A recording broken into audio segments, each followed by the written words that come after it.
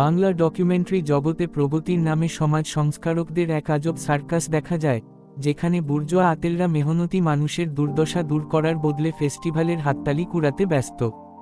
সমাজ দলের এই ফ্যান্টাসি ট্র্যাকে আপনাকে স্বাগতম। কথাগুলো শুনে চমকে গেলেন তো? আমাদের দেশের সত্য ও কটু বাস্তবতার এই অন্তরালের হিসাব মেলাতে এখনই ভিডিওটি বন্ধুদের সাথে শেয়ার করুন। প্রতিক্রিয়াশীলতা এবং রক্ষণশীলতার লড়াই এখন আর কেবল মাঠে ঘাটে নেই, এটি ঢুকে পড়েছে বুদ্ধিজীবীদের ড্রয়িং রুমে। একদিকে যেমন পরিবর্তনকে ভয় পাওয়া এক শ্রেণীর রক্ষণশীল সমাজ ব্যবস্থা, অন্যদিকে তেমনই অতীতের ভুল তত্ত্বে আটকে থাকা প্রগতিশীলদের ভণ্ডামি।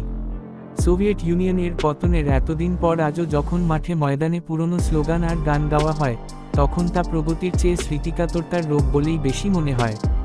এমনকি চায়নার মতো দেশেও জিওপলিটিক্সের অজুহাতে একচ্ছত্র শাসন ঢাকতে সাম্যবাদের গান বাজানো হয়, অথচ সাধারণ শ্রমিকের অধিকার কাটতে তাদের হাত কাঁপে না।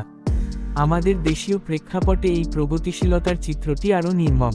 শ্রমিকের ঘামের দামে অর্জিত রাষ্ট্রের ট্যাক্সের টাকায় তৈরি হয় কোটি টাকার ধোঁয়াশা সিনেমা, ছাপা হয় অকেজো বই কিংবা করা হয় এমন সব অহেতুক গবেষণা, যা সাধারণ খেটে খাওয়া মানুষের আলু পেঁয়াজের বাজারের দাম কমাতে পারে না। এসব চলচ্চিত্রে রুটি রুজির লড়াইয়ের বদলে দেখানো হয় মাদক, গ্ল্যামার আর দেহকেন্দ্রিকতার গল্প। খেটে খাওয়া যে পোশাক শ্রমিক বা কৃষক পরিবার প্রতিদিন বেঁচে থাকার লড়াই করছে, তাদের গল্প হারিয়ে যায় এই তথাকথিত এলিট সমাজের মেকি প্রগতির নিচে।